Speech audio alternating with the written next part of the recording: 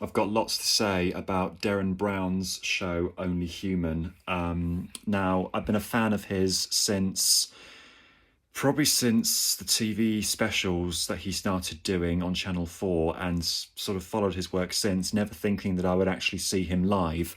And then I saw Showman, and it was the best thing that I've ever seen. And after that experience, I thought I've got to see him again. And when he announced that he was doing this tour, I just knew without it didn't well, the matter didn't even need thinking, really. And I went along, and it was absolutely incredible, nothing short of spectacular, as I could have predicted. It's hard to review and summarize because you can't really talk about it, because the content of the show has to remain a secret. But what I will say is it features a lot of the usual techniques that Derren does tend to use in his shows. If you have watched his TV shows and kind of get to know his sort of technique of delayed psychic suggestion, hypnotic techniques, and things like that, stuff that sort of plays on the mind, and you sort of think on even later, even now, like a few days after having seen it, it will still sort of play on your mind. Those are the sorts of things that sort of tend to happen. But it was interesting, it was clever, it was ingenious, it was inventive.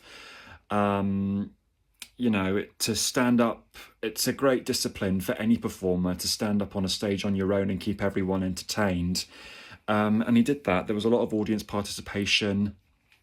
So there's absolutely no surprise that a lot of the theatres that he's visiting on this tour have sold out. I'm just going to quickly show you the pop-up book, because this is actually not, well, it's a programme, but it's also a pop-up book. So I just want to open it up and show you quickly some of the things that are featured in this. And then there's also a flat bit here that you sort of open up, and that sort of does that, which is quite cool. And then turn it over, and there's like a card trick that you can do.